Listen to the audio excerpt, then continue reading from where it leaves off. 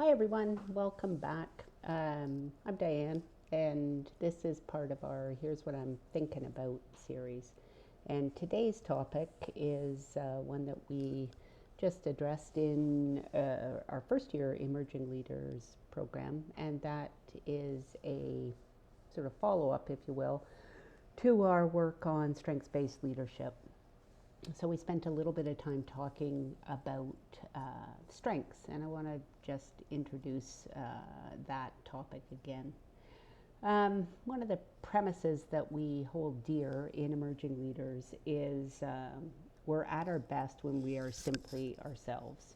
And this idea about always being the best version of yourself and not a second rate version of somebody else. And so oftentimes when we see other leaders who we think, oh, wow, I really like the way that person leads, I really like the way she dealt with that meeting, or had a relationship with that person, and try to be like that person. And what we realize, and certainly what our strengths-based leadership work is all about, is how important it is, if we're trying to get to authentic or genuine leadership, that we are the first-rate version of ourselves. And of course, it's important to have role models and mentors in our lives. We can learn a great deal from those folks, but in terms of how it actually translates to your own leadership, it's just really important that you figure out what works for you. And that's really why so much of our work in emerging leaders and in leadership development is all about understanding and knowing yourself and what your strengths are. I think you can't be anything you want, but you can be a whole lot more of what you currently are. And particularly in strengths-based leadership, it's so important to understand what those things are that you're really good at and how it is that you can apply those to your leadership style. And we often undervalue what we inherently do well. And so oftentimes it's the things that for you come really easily. For you, it's like, well, really wasn't a big deal, or well, I just naturally do that. And the more we're in tune with those kinds of sort of points of awareness of ourselves, the easier it is to apply those strengths to the work that we're doing. The other thing about StrengthsFinder I just want to talk about for a minute is this idea that if you don't have skills in a particular area, or if you don't have a strength in a particular area, that you're never going to be any good at it. And I think probably the most prevalent concern in that regard is strategic planning. So many of us have lots of strengths in relationship, or lots of strengths in influence, or lots of strengths in executing. And so we think, oh, you know what, I'm really not very good at, or don't have any strengths in the area of strategy, so therefore I must not be very good at strategic thinking. And some of us have lots of strengths in the area of strategy and have very few strengths in terms of relationship. So think, oh man, like I just don't have any strengths in getting along with people, so I must not be a people person, and I don't know how I'm going to work with people. So again, I want to reinforce that the thing about strengths and StrengthsFinder is that it's really important that we regard those as the things that, again, we're inherently good at. And it doesn't mean that we can't develop skills or work hard on those things that come a little bit less naturally to us. Again, sometimes strengths are things that are effortless or almost like reflexes to you, like breathing. And it's, you know, if somebody compliments you about, oh man, you did such a good job on whatever it might be, then you think to yourself, oh, well, did I really? Because that just was really easy or natural to me. So again, understanding what your strengths are, surrounding yourself with others on your team who have strengths that complement yours. All of those things are really important when it comes to strengths. And again, strengths change over time. They develop over time. They morph over time. So I think we use StrengthsFinder as one way to further understand ourselves. But it doesn't mean that you're destined forever to have you know, those specific 5 top strengths for the rest of your life. So Again, there likely will be um, a predisposition to those strengths for all of your life. You know, I know for me, when I think back on my strengths, they probably have always been very similar. It's probably the way I use them now that perhaps is different. So again, some stuff to think about. Strengths-based leadership, Gallup, lots of stuff on YouTube about that. Lots of stuff written in the book that we have used called Strengths-based Leadership. If you want to know more, please let me know, and happy to help you out in that regard. The other thing that again, this is all about knowing yourself and understanding who you are. So we do an exercise called the unfinished sentences exercise. And one of our emerging leaders in our most recent session talked about using those sentences, which are things like, here's what I'm best at, or here's what I get discouraged by, or these are the things that I'd like to know more about what other people think.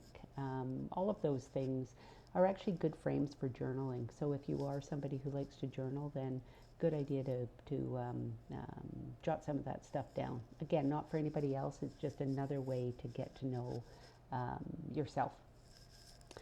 The last thing that we talked about, or one of the main things actually we talked about in Emerging Leaders yesterday, was about values and about personal values. And again, as another way to get to know yourself. So personal values are defined as basic and fundamental beliefs that guide and motivate attitudes or actions.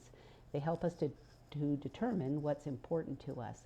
And values describe the personal qualities we choose to embody to guide our actions, the sort of person we want to be, the manner in which we treat ourselves and we treat others, and our interaction with the world around us. And you know, they generally provide guidelines for our conduct.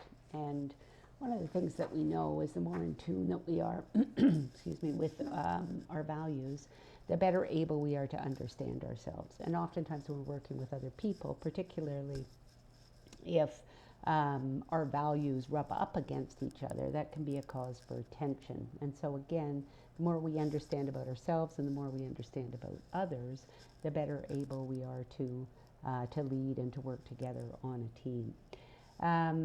There's a great long list of values, and what we spent some time on yesterday was going through that great long list and starting to sort that list out and to identify what our top 5 professional and personal values are. Sometimes those are the same, sometimes those are different.